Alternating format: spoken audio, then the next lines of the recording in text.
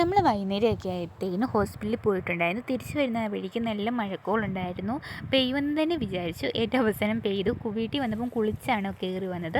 കുറച്ച് മത്തി മേടിച്ചിട്ടുണ്ടായിരുന്നു. അത് കറി വെക്കാൻ കൊച്ചുള്ളി, ഇഞ്ചി, വെളുത്തുള്ളി, ഉപ്പ്, കറിവേപ്പില എല്ലാം കൂടി ഇട്ട് മൂപ്പിച്ചെടുത്തു. ശകലം മഞ്ഞൾപ്പൊടി ഇട്ട് അതിൻ്റെ മണ്ണിലേക്ക് ശകലം ഉലുവാപ്പൊടി ഇട്ട് നല്ല രീതിയിൽ മൂപ്പിച്ചെടുത്തു. 2-3 കഷ്ണം കുടംപുളി ഇട്ട് കൊടുത്ത് നല്ല രീതിയിൽ അതും മൂപ്പിച്ചെടുത്തു. അതിനുശേഷം മുളക് പൊടി, മല്ലിപ്പൊടി ഇട്ട് മൂപ്പിച്ചതിന് ശേഷം ചൂടുവെള്ളം ഒഴിച്ച് നമ്മൾ അതൊന്ന് കുറുക്കിയെടുത്തു.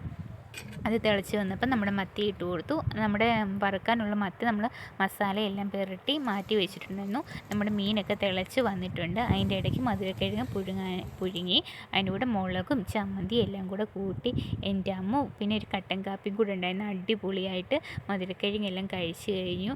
അത് കഴിഞ്ഞിട്ട് നമുക്ക് മത്തി വറുക്കാനുണ്ടായിരുന്നു. ഒരു കറിവേപ്പില ഇട്ട് കൊടുത്തു. അതിനുശേഷം നമ്മുടെ മത്തി എല്ലാം കൂടെ അതിനോട്ട് പെറുക്കി ഓരോന്നായിട്ട് എടുത്ത് വെച്ച് കൊടുത്തു. മത്തിയെല്ലാം നമുക്ക് മുറിഞ്ഞ് വന്നിട്ടുണ്ട്. അപ്പോൾ ഇന്നത്തെ വീഡിയോ അത്രയേ ഉള്ളൂ. വീഡിയോ ഇഷ്ടപ്പെട്ടെങ്കിൽ സപ്പോർട്ട് ചെയ്യണേ.